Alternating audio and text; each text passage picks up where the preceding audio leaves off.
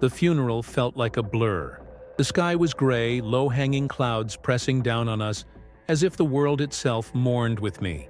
I could still hear the echo of the minister's voice, steady and hollow, as he spoke about my son. My son. The words made my chest tighten. A physical ache I hadn't known was possible. People filed past me, offering hugs, murmuring condolences, their faces wet with tears, but none of it reached the raw, hollow pit inside me. I stood near the back, hands gripping the polished wooden pew, trying to anchor myself. My daughter-in-law moved through the crowd beside me, but her face was carefully composed. She was quiet, too quiet, and there was something in her eyes I couldn't read. I tried to catch her glance, to see if there was a flicker of sorrow, but she was unreadable, almost detached. After the service, everyone trickled out to the parking lot, the smell of wet asphalt mixing with the faint scent of lilies and roses. I could hear snippets of conversation, memories of my son, people trying to find comfort, but my mind was spinning. That's when she approached me. "Mr. Daniels," she said, her voice calm, measured. "I wanted to ask, can you transfer my husband's car to my name?" The words hit me like a slap I didn't see coming. The funeral hadn't even fully ended. My heart raced, my mouth dry, and for a moment I couldn't speak. All around us, friends and family were saying goodbye, hugging each other, still wrapped in grief. But here she was, asking for paperwork like we were at a dealership, not standing on the cold asphalt after the most painful day of my life. I'm sorry," I managed to say, voice hoarse. "Did you just ask me that? Now?" "Yes," she said, precise, almost clinical. "The title. I'll handle the insurance too. I just need it in my name legally. I thought it would be easier if we did it right away." She smiled, faint and controlled. It wasn't a comforting smile. It was a strategy. I felt my hands shake. Part of me wanted to yell, to tell her she had no right to think about a car while my son was gone. Another part felt something colder, an awakening I wasn't ready for. I realized in that moment that her grief was a transaction. Her concern wasn't for my loss, for my family. It was about property, possession, control. I nodded slowly, the first spark of a plan forming in the pit of my chest. I didn't speak it aloud yet. I had to process the shock, the betrayal buried inside that calm, polite request. But I knew one thing.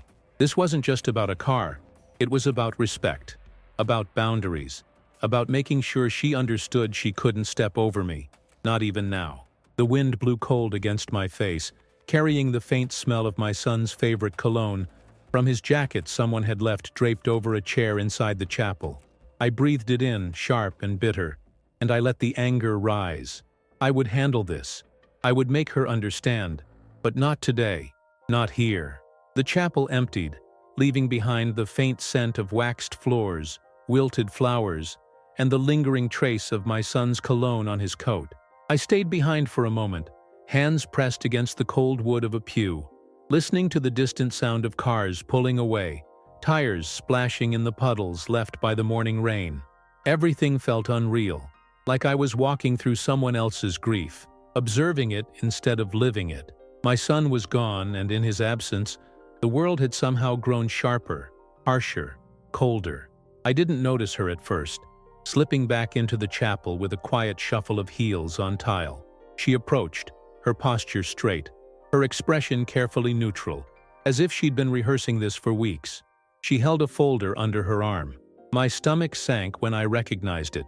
It was the title to my son's car, the one he'd loved more than any other possession he had left behind. "I thought it'd be easier if we did this now," she said, placing the folder in my hands. Her eyes didn't meet mine. They flicked briefly to the papers, then back up to my face, cold and calculating. I felt the weight of the folder in my hands, heavier than it should have been.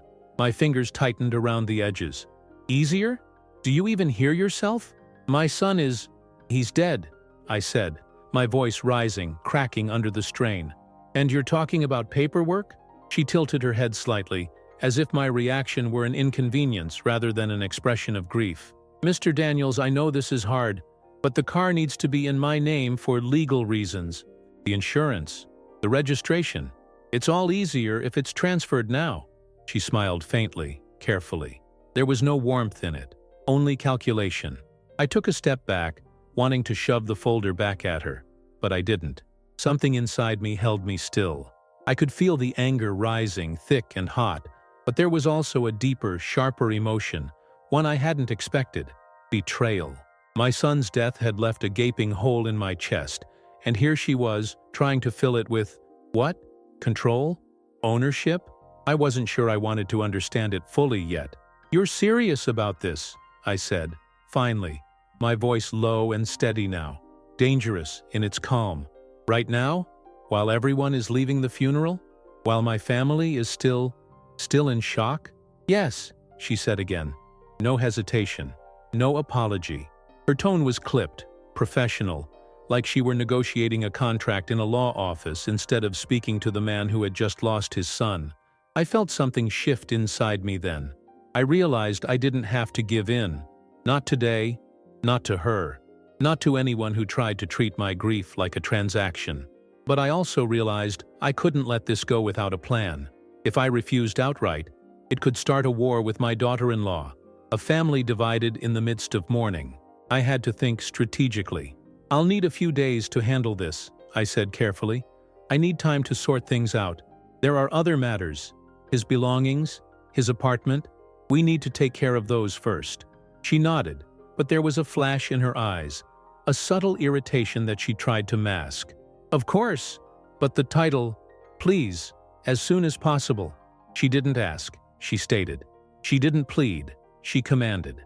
As she walked away, folder clutched tightly under her arm, I felt a cold resolve settle over me.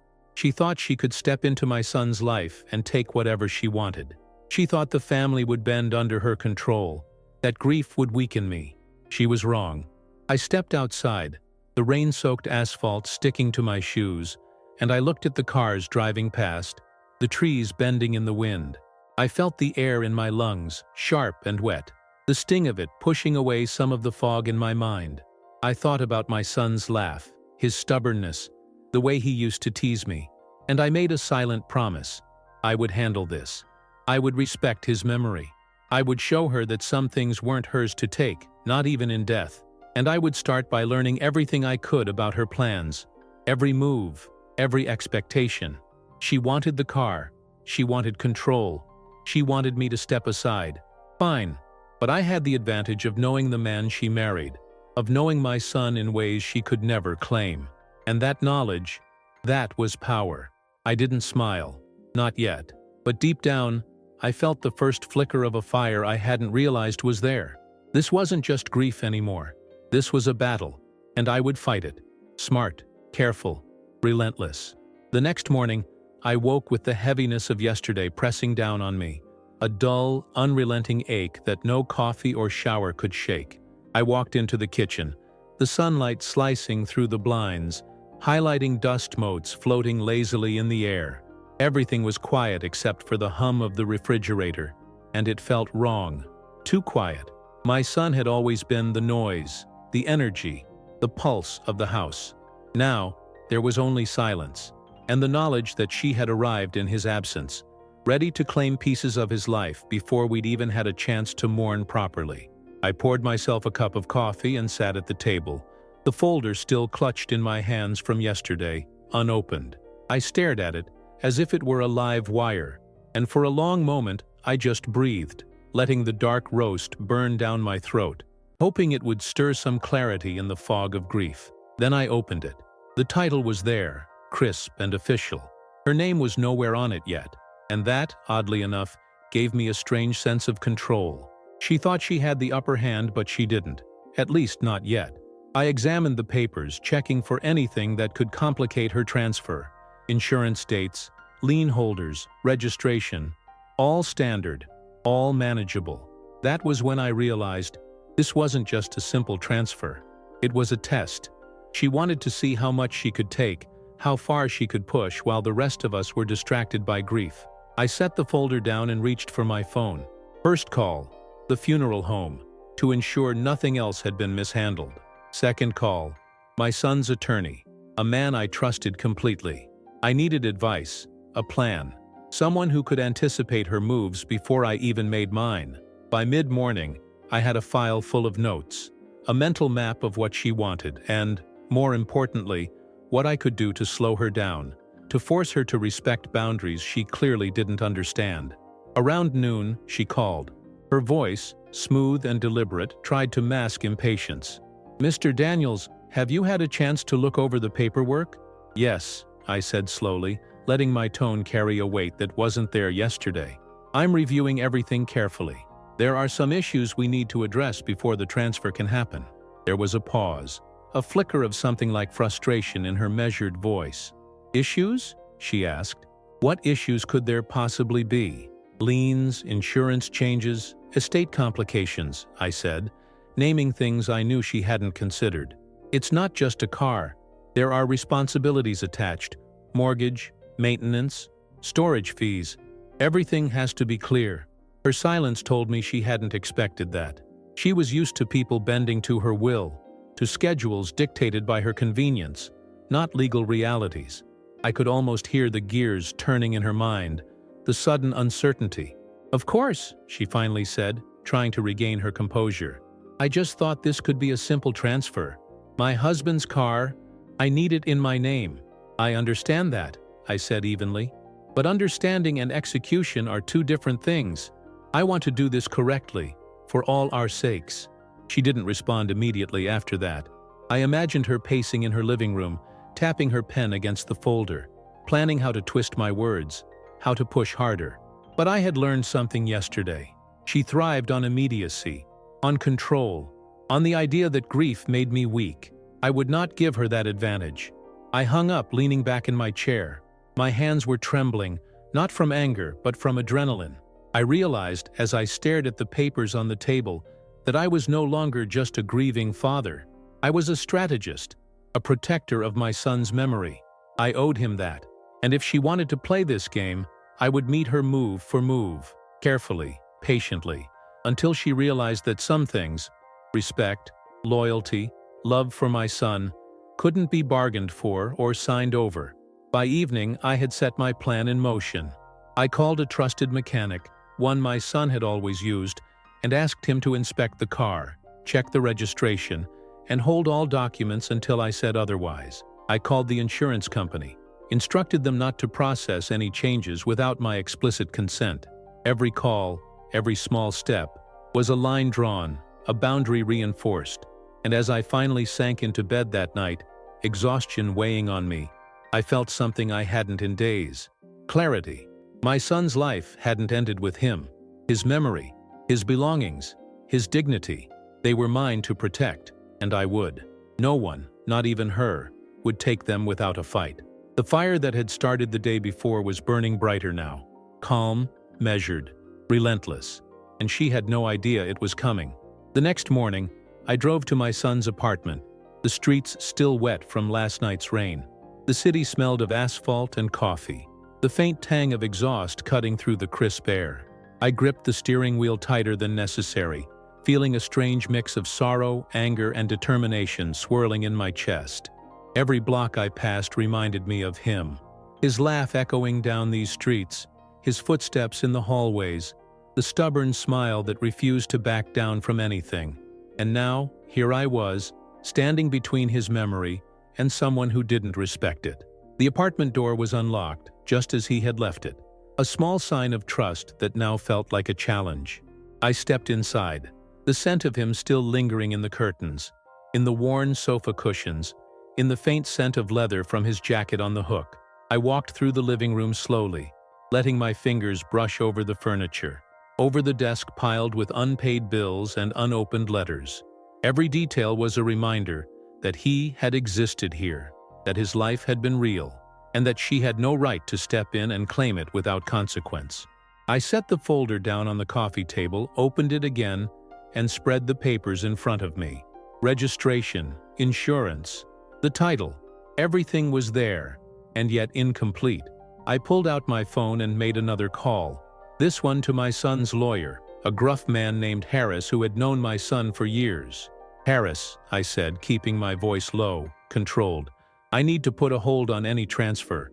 The daughter-in-law, she's trying to claim the car. I want it locked down until we go through the estate properly." "Daniels," he said, his tone sharp, alert. "You've got to be careful. If she pushes, she could try to force it legally." "I know," I replied. "I'm not letting her. Not today, not ever without my say. She's treating grief like a transaction. I need options, strategies. Everything she thinks she can take. I want it countered, legally and smartly." There was a pause on the line. Then Harris said, "Good. You're thinking straight. I'll prepare documents to make sure she can't move forward without your consent. Don't let her see weakness." I hung up and felt a surge of control I hadn't felt since the funeral. For the first time, the grief had shifted slightly, tempered by a purpose. Protecting my son's car wasn't just about metal and paperwork. It was about standing up for the life he'd lived, the choices he had made, the dignity he deserved. I spent the rest of the morning gathering evidence. Emails, messages, receipts, anything that could show her expectations, her behavior, her intent. Each piece built a picture of someone opportunistic, someone who prioritized possession over family. I felt a mix of revulsion and fascination at her boldness. She had no shame, she had no hesitation, but she hadn't counted on me. By the afternoon I was in my car again, driving to the mechanic my son had trusted. The place smelled of motor oil and rubber, a comforting scent that reminded me of Saturdays spent in the garage. My son teaching me the difference between a carburetor and a fuel injector. The mechanic, a burly man named Tony, greeted me with a solemn nod. "Dad," he said quietly, "I checked everything. Nothing moves without you saying so. The car's yours. Safe." I exhaled, relief washing over me, but it was tempered by the memory of her calm, precise smile. Safe for now, not forever. On the drive home, I realized something crucial. This wasn't just about a car, and it wasn't just about a piece of property. This was about sending a message. She needed to know that my son's death didn't grant her power over his life, over his possessions, over the family he loved, and I would make sure she understood that, without fail. Back home, I sat at the kitchen table again, folder open, pen in hand, drafting letters, notes, a meticulous plan. Every move she made, every attempt at control, would be countered. I would outthink her, outmaneuver her, and protect my son's legacy. Not with anger alone, but with patience, strategy, and resolve. And somewhere deep inside, beneath the grief and the rage, I felt a spark of satisfaction, a quiet confidence. She may have walked into this thinking she had all the cards, but she didn't know me. She didn't know what it meant to fight for a son's memory, for the life he had built, for the family he had loved. Tonight, I thought, I would sleep with one eye open, not out of fear, but out of readiness. Tomorrow the real confrontation would begin, and I would be ready. The next morning, I woke to the sound of my phone buzzing relentlessly on the nightstand. Groggy, I grabbed it, expecting another call from the funeral home or Harris, but it was her. Her name flashing on the screen made my chest tighten, but I answered, keeping my voice steady. "Mr. Daniels," she said, calm, clipped, like we were having a business conversation instead of speaking hours after a funeral. "I need to come by and finalize the transfer. I've spoken with my attorney, and everything is ready." I leaned back in bed, taking a slow breath. Her calmness was deliberate, calculated, designed to unsettle me, to make me react. But I wasn't reacting. Not yet. "I understand," I said evenly. "But there are still matters that need to be addressed first. I'll let you know when we're ready to meet." "Of course," she replied, though I could hear the sharpness beneath the smooth tone. "I'll wait." And with that, she hung up. The air in the house felt heavier after the call, charged with the knowledge that she was plotting, scheming, and waiting for any opening. I dressed quickly, grabbing a notebook and pen, determined to get ahead of her before she could force any hand. Every decision I made had to be deliberate, precise. Every interaction had to be calculated. My son deserved that much. I drove to the local DMV first, pretending to handle unrelated errands, just to gauge how long a legitimate transfer would take and what legal loopholes might exist. The clerk was polite but brusque, and as I scribbled notes, I realized there was a narrow window of leverage. The car couldn't be transferred without multiple signatures, proof of death, insurance verification. Each step a potential delay. I filed every detail meticulously, mentally stacking them like bricks for a wall I would build around my son's memory. By mid-afternoon, I returned to the house, finding a small envelope slipped under the door. I picked it up, heart racing, and opened it carefully. Inside was a note, crisp and controlled, her handwriting precise. "I hope you understand the necessity of timely action. My husband's car is important. I expect a response soon." There was no warmth, no grief, no acknowledgement of what we'd all just endured. Only expectation. I felt my hands shake, but not with fear. With anger, yes, and resolve. I wrote a reply, not to send, but to organize my thoughts. She thinks this is a transaction. She doesn't see that she's dealing with someone who loved my son enough to fight for him. She's about to learn that some things aren't hers to take. I spent the evening at the garage where the car was parked. Tony, the mechanic, had the engine running, checking every detail for me.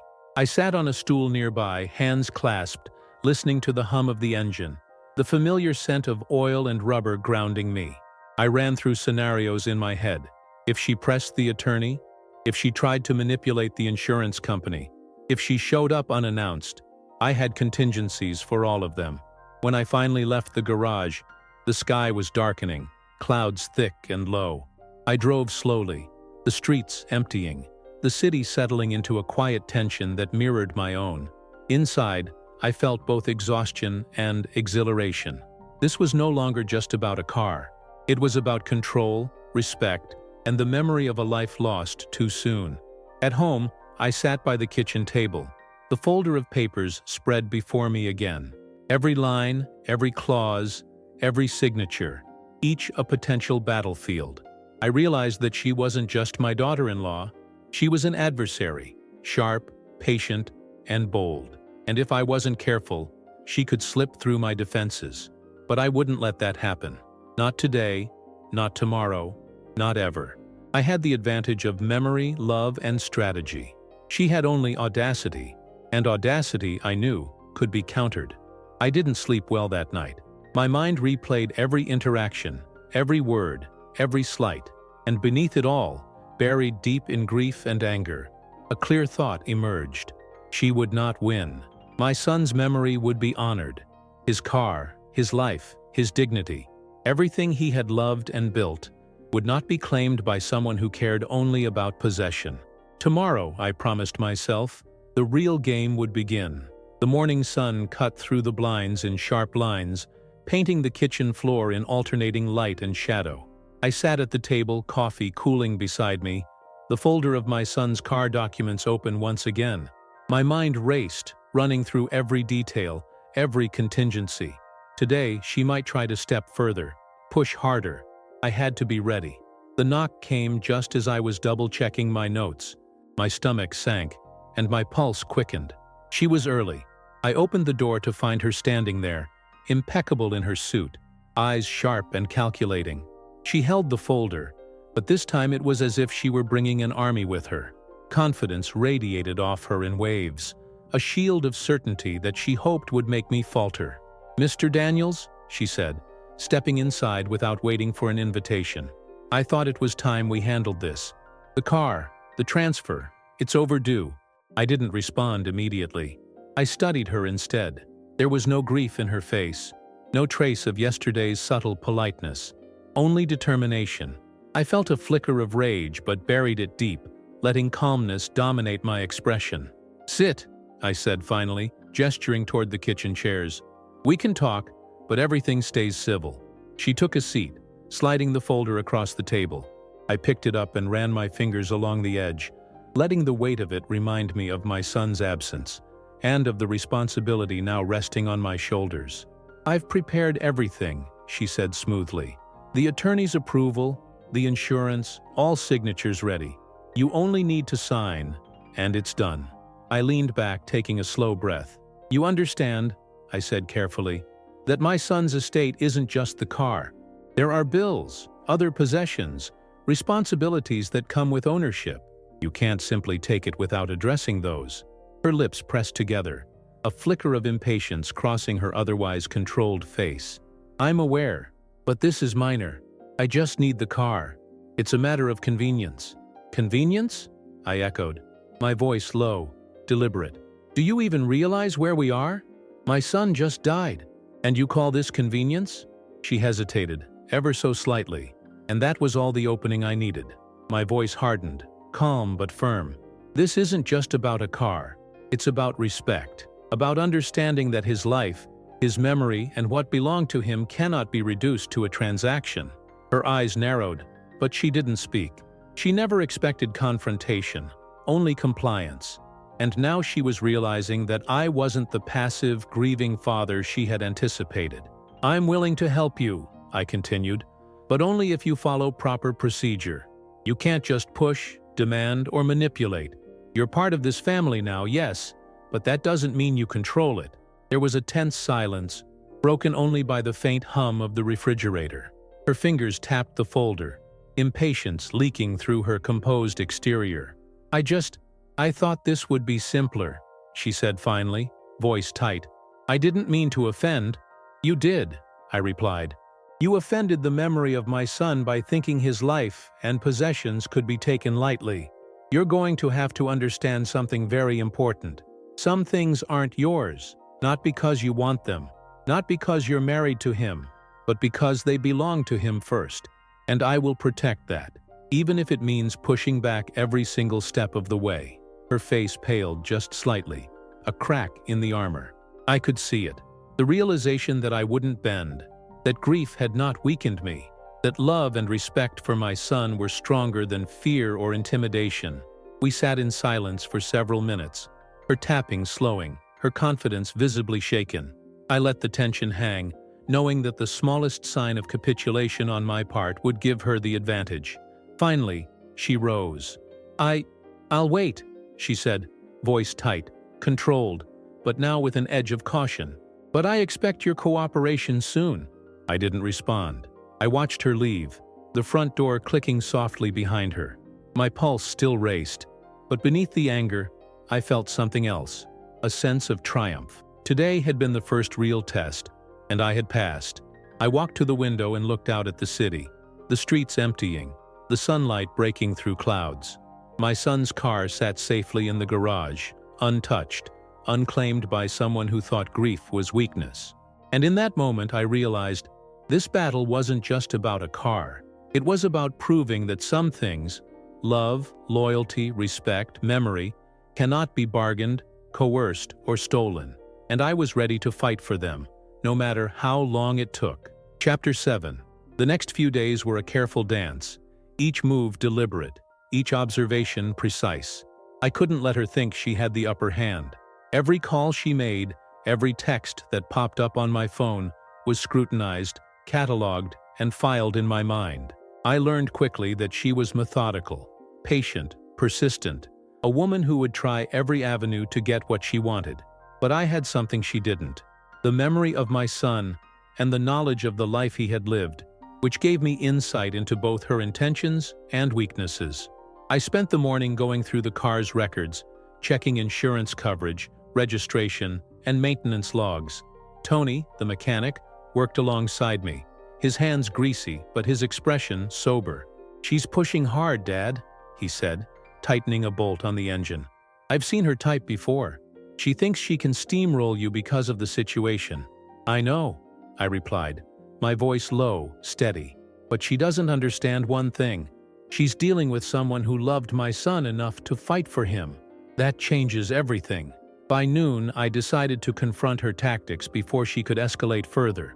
I sent her a carefully worded email, professional in tone, highlighting the legal requirements, insurance obligations, and other estate matters that needed attention before any transfer could occur.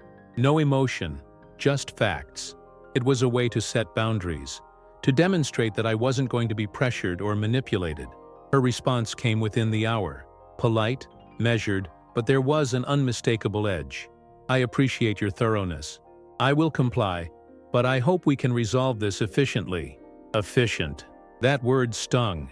She still believed she could rush the process, control it, bend it to her convenience. I smiled faintly, a small victory for my side, knowing that patience would be my weapon. That evening, I visited my son's apartment again. The place was still untouched, the air thick with absence. I walked from room to room, touching the surfaces he had touched, breathing in the faint scent of his cologne that lingered stubbornly in the curtains and the jacket draped over the chair. Memories hit me sharply. The sound of his laughter echoing in the hallways, the stubborn glint in his eyes when he argued with me about trivial things, the way he cared deeply about the smallest details. And I realized something crucial. Protecting his car, his belongings, his memory wasn't just about documents or strategy. It was about preserving the essence of who he was, ensuring that someone who didn't understand or respect that essence couldn't claim it for herself. I spent the rest of the night drafting contingencies, planning for every possible move she could make. I considered involving her attorney, keeping Harris ready for any legal maneuvering she might attempt. Every paper, every phone call, every step had to be carefully controlled. By midnight, I was exhausted but focused. My son's car remained untouched, his life unclaimed by someone who saw it merely as a possession. I poured myself a cup of coffee, sitting at the kitchen table. The city quiet outside, streets slick from the rain earlier in the day. And then I realized the fight wasn't just external, it was internal too. I had to maintain clarity, patience, and calm, even as grief clawed at me from every angle. I had to resist the temptation to act impulsively, to let anger dictate my decisions. If I failed there, if I let emotion guide me, I would give her an advantage she didn't deserve. I closed my eyes for a moment, letting the quiet settle over me. I pictured my son, his smile, the stubborn pride in his gaze, and I promised myself silently, no matter how bold, how calculated, how relentless she became, I would not let her diminish the life he lived. I would protect his memory, his legacy, his car, and everything he cherished. Tomorrow the next round would begin, and I would be ready. Not with brute force, not with anger, but with strategy, patience, and the unwavering resolve of a father who refused to be outmaneuvered in the name of someone he loved. The day began with an oppressive gray sky that matched the weight in my chest. Even the city seemed to be holding its breath, the usual clamor of morning traffic muted by the lingering fog. I had barely slept, my mind spinning with every possible scenario she could use to push her way forward. My son's car, once a symbol of freedom and adventure, had become the focal point of a quiet war. And the battlefield wasn't just legal, it was deeply personal. I brewed a pot of coffee, the bitter aroma filling the kitchen and grounding me. Each sip was deliberate, a small ritual of preparation. Today, I told myself, I would confront her in a way that made it unmistakably clear. She would not manipulate or intimidate me. She had pushed too far. And while yesterday had been a warning, today would be the first real demonstration of my resolve. The knock at the door came mid-morning, precise and unhurried, almost ceremonial. I opened it to find her standing there, calm and poised as always, holding the folder like a shield and a sword at the same time. Her eyes flicked to mine, scanning for weakness, for hesitation, but there was none to find. I had honed myself into a wall of measured composure. "Mr. Daniels?" she said smoothly. "I thought we might finalize this today. Everything is ready. The attorney, insurance, signatures." Her voice trailed off, carefully leaving the rest unspoken, as if the words themselves might carry weight. I stepped aside, letting her in, and gestured to the kitchen table. "Sit," I said, my voice low but firm. "We'll go through this, but I need clarity first. Every step, every document, every obligation." She sat, setting the folder down with a precise tap that echoed faintly across the tile floor. She looked around the kitchen, but her eyes always returned to me, trying to gauge my mood, my thoughts. I could almost feel her calculating, weighing every word, every gesture, every second of my attention. "I need to understand exactly what you expect from me," I said, leaning forward, hands clasped. "Because right now, you're treating grief like a transaction. That ends today." Her lips pressed together for a brief moment, the first crack I'd seen in her armor. She adjusted her posture, trying to regain composure, and smiled faintly. "I'm only asking for what's legally mine. My husband's car, his property. It's a matter of practicality. There's no malice." I shook my head slowly. the weight of grief and anger coalescing into a focused, icy determination. Practicality doesn't exist in the vacuum of someone's death. There is timing, there is sensitivity, and there is respect. You've ignored all three. You've assumed that by showing up with documents, you could claim not just a car, but authority over my family and my son's memory. That will not happen. Her eyes flickered, a flash of something unreadable.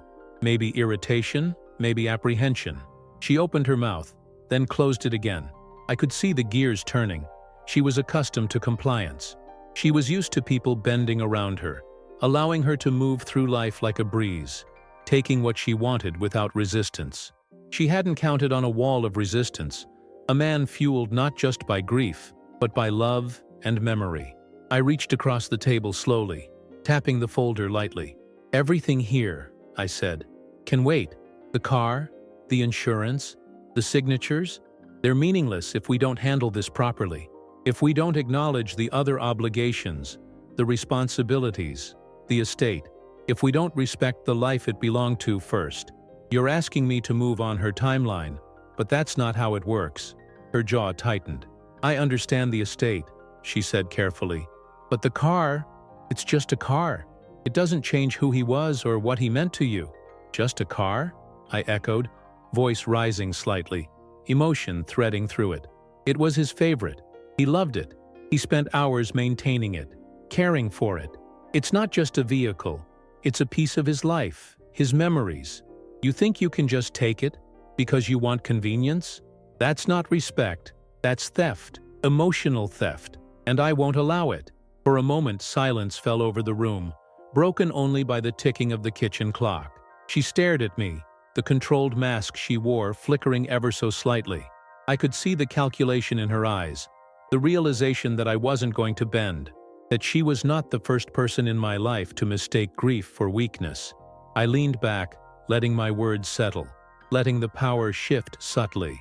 "You want the car," I said calmly, "then you will follow the process. You will wait. You will honor my son's memory. You will respect that this isn't about speed or convenience. It's about doing what's right." Her fingers tapped the table once, twice, then stopped. She took a breath, shoulders tightening, and nodded faintly. "Fine," she said, voice tight. "I will wait." But even as the words left her mouth, I knew this was only temporary. She would test the boundaries, push again, and try to manipulate timing to her advantage. I also knew something else. This confrontation had revealed something powerful about me. I wasn't just grieving. I wasn't just a father reacting in pain. I was a guardian of memory, a strategist, a man who could channel sorrow into action, and that would make me formidable. As she left, closing the door behind her with a polite but deliberate click, I felt a surge of adrenaline mixed with fatigue. My son's car was safe, for now. But more importantly, I had drawn a line, a boundary, that she could not cross. And as I sat alone in the quiet kitchen, the weight of the day pressing down, I realized the battle wasn't just about the car anymore. It was about respect, dignity, and the recognition that some things, love, memory, loyalty, could never be bargained for. I leaned back in my chair, fingers tracing the edge of the folder, and allowed myself a single thought. She would learn, one way or another, that my son's life, his memory, and the man he was mattered more than her convenience. And I would see to it that she understood. Tonight, I thought, I would sleep with one eye open, not from fear, but from readiness. Tomorrow would bring new challenges, new maneuvers, and I would meet each one with patience, precision, and unwavering resolve. My son had left a life behind, and I would defend every piece of it. The morning sunlight was muted, filtered through clouds that hung heavy and gray over the city. I could feel the chill in the air seep into my bones as I walked to the garage where my son's car waited, untouched, pristine, and defiant, like a symbol of everything I was protecting. Each step felt weighted with purpose, every breath reminding me of the reason I was here. Not just the car, but the memory it held, the life it represented, and the arrogance of someone who thought grief could be overridden by paperwork and insistence. Tony, the mechanic, was already there, wiping his hands on a rag, leaning against the hood with a wary expression. "Dad," he said quietly, his eyes scanning the lot as though expecting her to appear from the shadows. She's persistent. I've seen it before. People like her, they don't stop until they find a crack. Don't give her one. I won't, I said, though my voice carried a tension I could not fully hide. I ran my fingers along the hood, feeling the cool metal beneath my hands. This car had been my son's joy, his pride, the little piece of freedom he clung to in a world that was always pressing in. And now it was the battlefield. Tony nodded, understanding without words. I've made sure everything's locked down. No signatures, no insurance transfers. It's all under your control until you say otherwise. I exhaled slowly, letting some of the tension leave me, but not too much. Today wasn't about relaxation. Today, I anticipated a test, a subtle maneuver from her, a push disguised as civility. I could feel it coming. She had patience, persistence, and a sense of entitlement that made her dangerous in quiet, calculated ways. And I had resolve, memory, and strategy. Back at home, I spent the morning reviewing every email, every text, every minor interaction she had sent over the past week. There were patterns, small traces of intent, the phrasing, the timing, the way she tried to assert control without directly demanding it. It was clever, almost skillful manipulation, but not unnoticeable to someone who had spent years observing human behavior, who had raised a son who could read motives as well as he could read a book. By mid-afternoon, she appeared at my door. Not a knock this time, a deliberate pause, a quiet push as if testing my attention. I opened it to find her standing there, the folder in her hand, her expression carefully neutral but her eyes sharp, almost calculating. She stepped inside before I could speak, placing the folder on the table with a soft but deliberate thud. "Mr. Daniels," she said, her tone calm, polite, but there was a tension beneath it, a subtle edge. "I thought we could discuss the next steps regarding the car. I've made preparations. I just want to make this as smooth as possible." I gestured to the chair opposite me, keeping my voice low and controlled. "Sit. We'll discuss, but first I need clarity. Everything you expect, every step you plan to take, I need to understand it fully." Her fingers drummed lightly on the folder, a rhythm that felt almost like a challenge. "I just want to finalize the transfer. It's important to me. There's insurance, registration, and other matters. I want it all in order quickly. I'm trying to be reasonable." I leaned forward, letting my hands rest on the table, my voice deliberate, steady. "Reasonable? You show up after a funeral and ask for property as if grief were irrelevant. That is not reasonable. That is audacity, and it will not work here.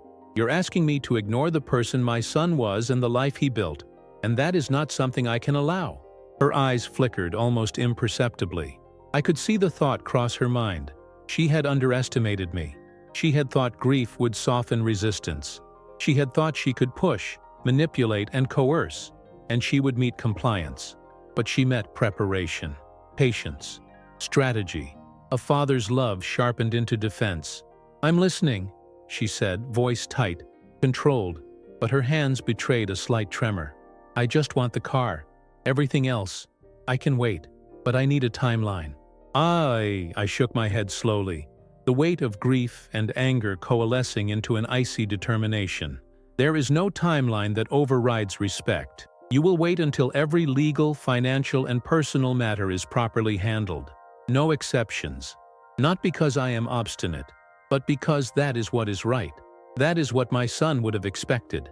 And if you wish to be part of this family, you will respect that. Otherwise, you will leave the car and its decisions to me entirely." Her jaw tightened, and for a moment I thought she might push further, challenge me, but instead she exhaled sharply, the faintest sign of acknowledgement crossing her face. "Fine," she said, voice clipped.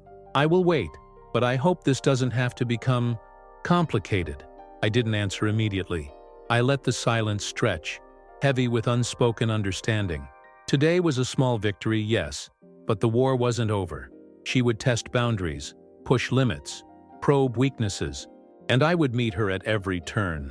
Later that night, I sat alone in the kitchen, the city dark and quiet outside, the weight of the day pressing in. I reviewed every document again, every contingency plan, every minor detail that could be leveraged to maintain control and protect my son's memory. The fire inside me had shifted from grief to purpose, a cold, methodical resolve that refused to be shaken. I thought about my son, the stubborn pride in his eyes, the care he had taken with this car, the way he had spoken about it like it was a part of him. That memory gave me clarity. That memory gave me strength. And that memory reminded me that some things, love, loyalty, respect, memory, could never be bargained for.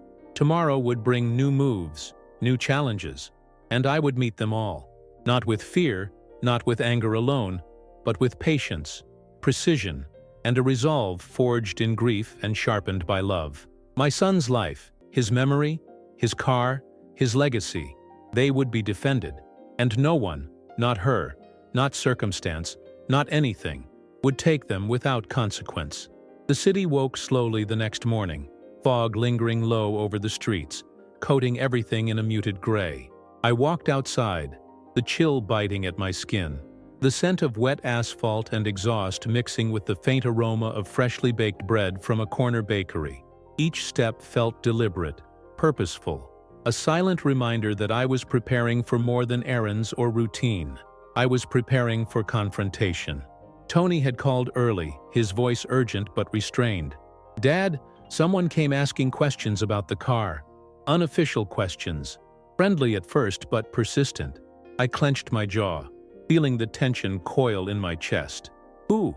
"Some woman. Asked about the registration, the insurance. Tried to sound casual. She left when I told her you'd handle it personally. But she's sniffing around." I nodded slowly, absorbing the information, letting it sharpen my awareness. She was testing, probing, trying to measure my reaction to see if there was a crack. There wasn't. There wouldn't be. Not now, not ever.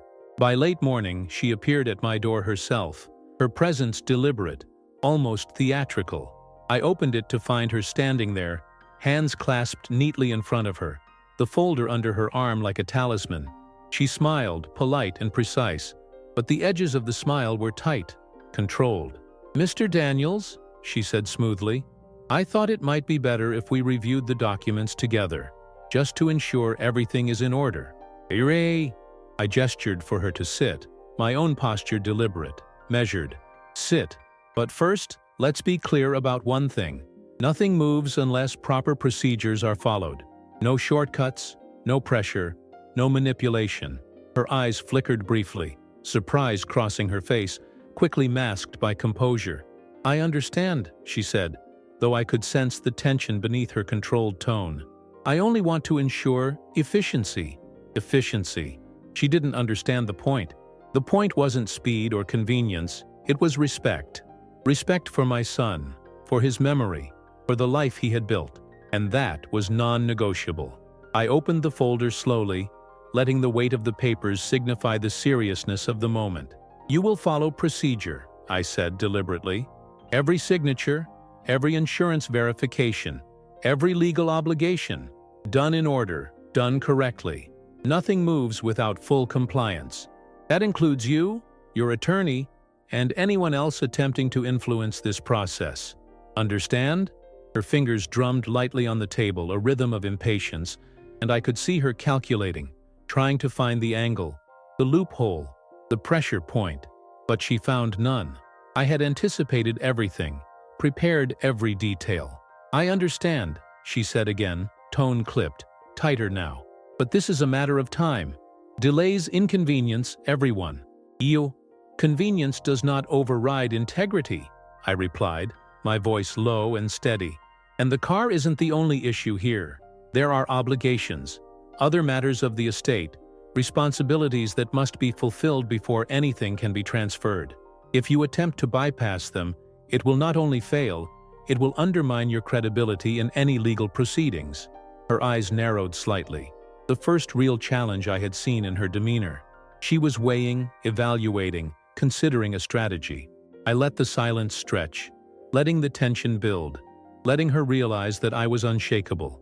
Then she leaned forward slightly, voice lower, almost coaxing. "I don't want conflict.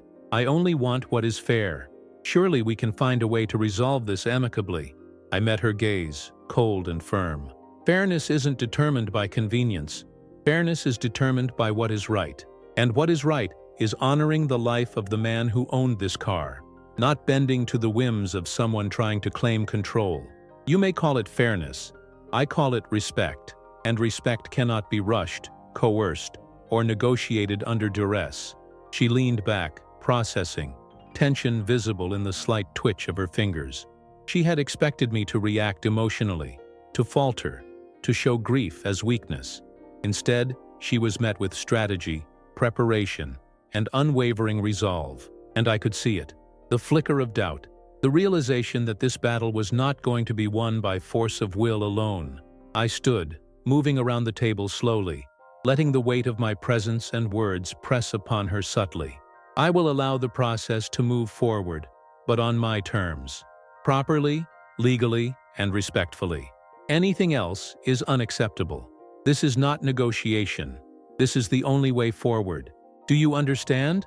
Her shoulders tensed, a subtle acknowledgement passing through her expression. Yes, she said finally, voice tight. I understand. I nodded slowly, a sense of grim satisfaction settling over me. Today she had tested boundaries, but she had learned the first lesson. I was not a man to be pushed, manipulated, or underestimated. Later, alone in the kitchen, I reflected on the day's events. My son's car remained safe, his memory intact, but more importantly, I had established control.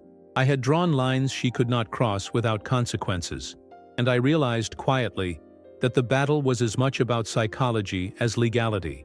It was about showing strength, resolve, and unwavering commitment to honor. By nightfall, I felt a deep exhaustion, but beneath it, a steady flame of determination. Tomorrow, she would likely attempt another move, another test of patience and strategy. But I would be ready, as I had been all along. My son's legacy, his memory, and the respect owed to him were worth every calculated effort, and I was prepared to fight. Not with anger alone, but with strategy, clarity, and the unbreakable resolve of a father who refused to let his son's life be overshadowed by entitlement or arrogance. The night settled quietly around me, but I knew the war was far from over. She had underestimated me once, but she would not underestimate me again. Tomorrow would bring another round, and I would meet it, fully prepared, fully determined, and fully committed to protecting everything my son had left behind.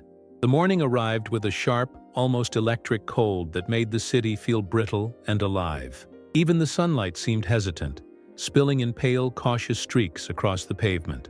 I left the house early, driving slowly to the garage where my son's car waited, untouched and immaculate. Every time I approached it, I felt a strange mix of sorrow and resolve, a reminder of the life it represented and the man it belonged to. Today, I knew, the confrontation could no longer be delayed. She would test me again, perhaps more aggressively this time. I needed to be ready. Tony was already there when I arrived, wiping his hands on a rag with careful precision. "Dad," he said, his voice low, "she's been making calls, trying to get updates on the car, insurance, even asked if any documents could be processed quickly. She's persistent." I nodded, gripping the hood of the car, feeling its cold metal under my hands. "Good," I said, though the word didn't carry satisfaction. It carried focus. "Let her push. It only shows me her intent. The more aggressive she becomes, the easier it is to anticipate her next move." Tony glanced at me, eyebrows raised. "You're calm for someone who's been through a funeral, a week of harassment, and now this." I smiled faintly, almost bitterly. "Calm isn't weakness. It's strategy. She's learned nothing so far.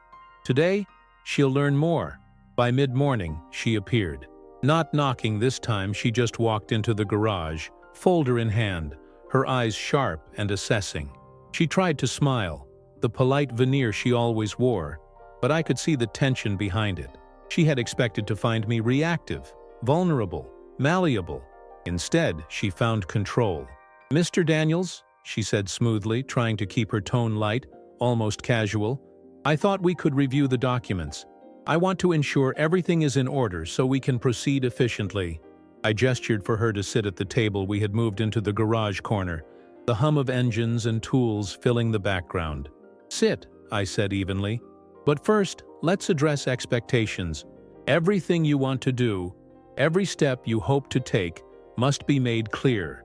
Nothing happens until all conditions are met.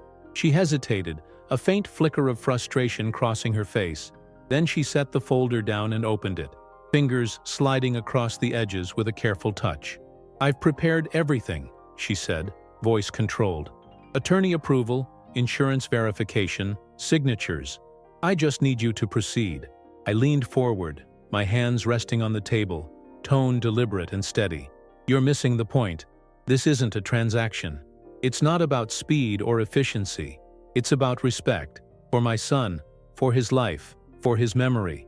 If you cannot follow proper procedures and acknowledge that, nothing moves." Her eyes narrowed slightly, scanning me for cracks, for hesitation, for any sign of vulnerability. She found none. I could see it. The calculation in her gaze, the realization that she was not dealing with a man who would bend. "Procedures?" she said finally, voice tight, restrained. "I understand the legal requirements, but surely we can expedite this. You and I both know it's just a car." I shook my head slowly, the weight of grief and anger merging into icy determination. "It is not just a car. It is a part of him. His life, his care, his attention, his pride. It all resides in this vehicle. You don't get to take it lightly, and I won't allow it to be taken without adherence to proper process. Do you understand?" Her hands clenched subtly, the polite mask slipping ever so slightly. "Yes," she said, voice tight. "I understand." "Good," I replied, letting the silence stretch. It was a tool, a weapon. The quiet forced her to reckon with the gravity of her actions, with the consequences of her expectations. She had thought she could manipulate grief. She had thought she could apply pressure and bend reality to her convenience. She had underestimated me. For the next hour, we reviewed the documents. Every line, every signature, every clause was scrutinized. I asked questions, probed her understanding, examined her patience. She answered, but there was tension now, a faint tremor in her composure, a subtle shift in her posture. She realized she was being met with intellect, strategy, and unwavering resolve rather than compliance or fear. Tony watched silently, leaning against the garage wall, offering nothing but quiet support. He had seen people push, seen them test boundaries, but this was different. He could feel the weight of the stakes, the intensity of my focus, the depth of my determination. Finally, she leaned back, shoulders tight, letting out a quiet sigh. "I see," she said slowly, voice controlled but edged with exasperation. "You're not going to make this easy." I let a faint smile slip. "No," I said calmly, "because some things aren't easy. Some things aren't yours to take. Respect, loyalty, memory, those aren't negotiable." Her eyes met mine, sharp, calculating, and for the first time I saw hesitation. Not fear, not defeat, but recognition. Recognition that she was up against someone who would not bend. Someone whose love for a son now gone had transformed into unwavering resolve. Someone whose grief had become armor. When she left, the folder still in her hands, the click of the garage door behind her sounded like both a retreat and an acknowledgement of defeat. The car sat in the garage, untouched, protected not just by law or paperwork, but by a father's relentless devotion. I leaned against the hood, breathing in the cool, oily scent of the garage, the hum of engines fading as Tony packed up for the day. I allowed myself a moment to feel the weight of victory, but tempered by knowledge that the war wasn't over. She would regroup, she would plan, she would try again. But I had learned something crucial today. Confrontation was as much about psychology as legality. It was about patience, strategy, and the careful application of resolve. She had tested boundaries and found them firm. She had attempted manipulation and met calculation. And she had underestimated the power of a father's love, sharpened into unwavering determination. As I drove home that evening, the city lights reflecting off wet streets, I realized that the next step was not reaction. It was anticipation. Every move she made, every call, every document, would be met with readiness. My son's memory, his life, his car, and his legacy were sacred, and I would protect them with every ounce of strength, patience, and intelligence I had. Tonight I would rest, but tomorrow I would continue the fight. Not with anger, but with clarity, strategy, and the unbreakable resolve of a man defending the life and memory of someone he loved more than anything. And no one, not her, not circumstance, not anyone, would take it from me. The morning air was crisp, almost biting, carrying the faint scent of wet leaves and city streets that had been washed by the night's rain. I stepped outside early, feeling the cold settle into my bones, but it no longer weighed me down. Today, I knew, would be the final move. The confrontation I had been preparing for all week would reach its natural conclusion. I felt no fear, only clarity, patience, and a quiet resolve that had been forged in grief and sharpened through strategy. I arrived at the garage to find Tony already there, hands tucked into his pockets, eyes scanning the lot as if expecting her to appear from the shadows. "Dad," he said quietly, "she hasn't called yet, but I have a feeling today she'll make her move. Be ready." "I am," I said simply, leaning against the hood of the car, feeling the cold metal beneath my fingers. The vehicle gleamed in the pale morning light, untouched and proud, a symbol not just of my son's life, but of the defense I had built around his memory. As predicted, she arrived mid-morning. Her posture was confident, her suit impeccable, the folder clutched in one hand like a shield. But there was something different today, a subtle tension, the slight edge of impatience hiding beneath the surface of her carefully cultivated composure. I could see that she was aware she was no longer facing a passive, grieving father. She had met resistance, patience, and strategic thinking, and now she was confronted with unyielding resolve. "Mr. Daniels," she said, stepping forward, trying to mask her frustration with polite words. "I believe we should finalize the car transfer today. Everything is ready, all documents signed and approved. I want to avoid further delays." I gestured for her to sit, my voice calm but firm. "Sit. But first, let's be clear. Nothing happens unless proper procedures are followed. Every legal obligation, every insurance matter, every responsibility tied to my son's estate must be addressed fully. There are no shortcuts. Do you understand?" Her fingers tapped the folder lightly, betraying the faintest hint of anxiety. "I understand," she said, voice controlled, but her eyes betrayed uncertainty. She had expected compliance, or at least hesitation, not a wall of measured resistance and unwavering control.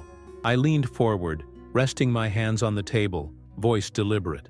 "This car is more than metal and wheels. It represents his pride, his care, his memories. You cannot claim it lightly. You cannot claim it without acknowledging the life it belonged to. Any attempt to force the issue or bypass proper procedure will fail, and you will be held accountable for any attempt to circumvent this process." For a moment, silence stretched across the garage, punctuated only by the hum of the heater and the faint creak of metal from the car. She exhaled, tension visible in the way her shoulders tightened. She had expected me to react emotionally, to falter under the weight of grief. Instead, she met clarity, patience, and calculated resolve, a combination she had clearly not anticipated. "I see," she said finally, her voice tight. "You're serious." "I am," I replied simply. "I have spent every day since the funeral ensuring that my son's memory, his life, and his possessions are protected. You will not undermine that. Not today, not ever. This is non-negotiable." Her lips pressed together, and I could see the recognition dawning in her eyes. Recognition that this battle was not won by audacity or entitlement, but by strategy, patience, and a father's love hardened into unbreakable resolve. She had underestimated me from the start, and now she understood the truth. She was not in control. I was. She rose, folding the folder neatly under her arm, her shoulders tight, her carefully cultivated composure slipping ever so slightly. "Very well," she said, voice clipped, controlled, but laced with the faintest hint of concession. "I will follow procedure, but I hope we can resolve this without further conflict."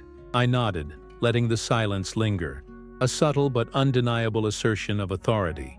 Today she had learned her limits, and I had demonstrated the strength born of grief, preparation, and unwavering dedication. The car, the memory, and the dignity of my son remained protected. When she left, the garage door clicked softly behind her, the sound echoing like a final punctuation mark. I stood for a moment, fingers resting on the hood of the car, breathing in the faint metallic scent mingled with oil and leather. The car gleamed under the pale sunlight, a testament to patience, strategy, and love. I thought of my son, his stubborn pride, his laughter, the way he had cherished this car. He had trusted me with his memory, and I had honored that trust. In that moment, I felt a profound sense of closure, not just for the car, but for the week of tension, for the grief and anger that had driven me to meticulous preparation, for the emotional battle that had tested the limits of my patience. Back home, I finally allowed myself to sit quietly, the weight of the past week beginning to lift. The city outside buzzed on, oblivious to the private wars waged in garages and kitchens. But I felt a deep sense of triumph, not because I had bested someone, but because I had protected what mattered most: my son's life, his memory, and the integrity of his legacy. I poured myself a cup of coffee and sipped it slowly, letting the warmth fill me. A part of me had expected bitterness, resentment, or lingering anger, but there was none of that. Instead, there was satisfaction, quiet, steady, unshakable. I had stood for my son when it mattered most. I had met audacity with resolve, entitlement with patience, and manipulation with strategy. And in the stillness of the evening, I realized something profound. My son's life hadn't ended with him. His memory, his joy, his care for the things he loved, those would continue, protected, honored, and respected. The car was more than a vehicle. It was a symbol of victory, love, and dedication. I set the folder aside, finally allowing myself to exhale fully. The battle was over. The car, the memory, the legacy, they were safe. And I felt a peace I hadn't known since the funeral, a sense of fulfillment in the knowledge that I had honored my son in every possible way. The city lights began to twinkle outside my window as night fell. I leaned back in my chair, hands folded in my lap, heart steady. Grief would always linger, a shadow on the edges of memory, but so would resolve, love, and triumph.